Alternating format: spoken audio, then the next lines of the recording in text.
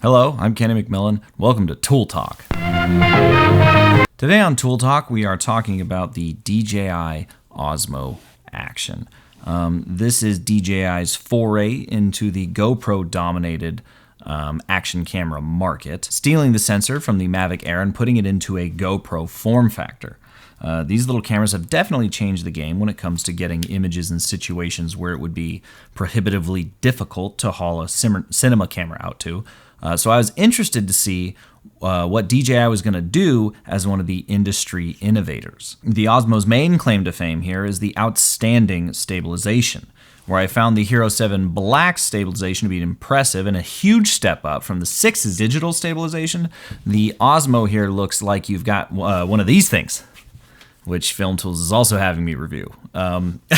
So it doesn't look unnatural, but it still manages to be real smooth, and even the most violent bumps and shakes are just negated. It also has a front-facing screen, unlike its competitors, which I found to be incredibly helpful. As with action cams, it's not unheard of to be filming yourself or placing them in like a place where it's like hard to get your head behind. You know, it's better to just be sure than not sure. In terms of stats, it does all the usual stuff: 4K up to 60 frames, 1080p up to 240 frames. It has like a 709 mode as well as their own flat profile. It has replaceable batteries, which includes the door here for whatever reason, and the lens protector stroke heatsink is replaceable with aftermarket products like ND filters and polarizers. Apparently this battery will last about 90 minutes shooting 4K 30, but I was shooting 4K 24 while shooting BTS for last month's promo shoot, as mentioned in the Pocket 6K review. I did not need to recharge it that day. During that shoot, I put the Osmo Action on the Filmtools Action Cam arm, which is a mini skinny Cardellini clamp, a friction arm, and a little aluminum action cam mount, and I filmed me filming other people, so you know. I had also used it on the 6K unboxing video as the overhead cam, and this is where my disappointment began. The footage just isn't that sharp. It's not so much the color, the dynamic range, both look fine. It's these big blobby chunks of noise that made what I was trying to show people on the screen functionally illegible. I was quick to blame the sort of like low light situation, but after taking the camera outside and even reviewing the footage from the promo shoot, I was pretty disappointed. I suppose in a drone it would be potentially, less noticeable, but up close, fine detail was pretty poor. Now, the setting it to a low ISO and using the flat profile does help, and you get to those settings by swiping all the way from the right. If you try to do these little like mini swipes, nothing will happen, and you might spend a day assuming you just have to leave the camera on auto like an idiot.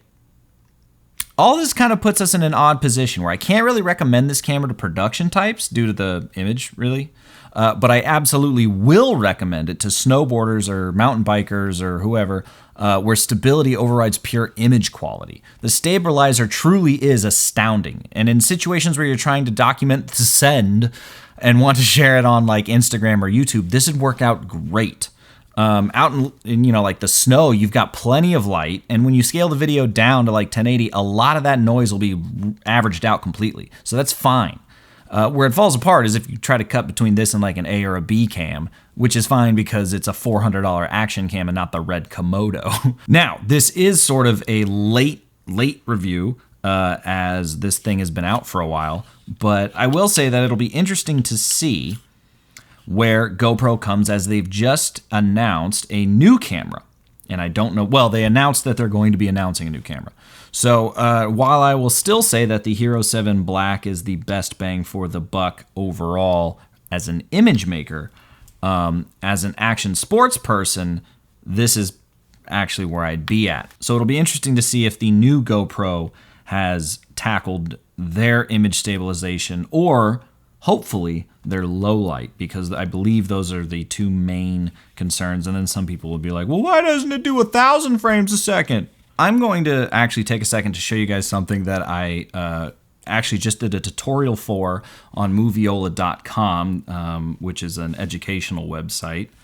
And the series was called Impossible Shots. And so because of the action cam arm here, I just thought of it now and figured I'd share it with you here. This is a way that you can get rid of light stands or lights or boom poles, or in this case, a second camera, very easily.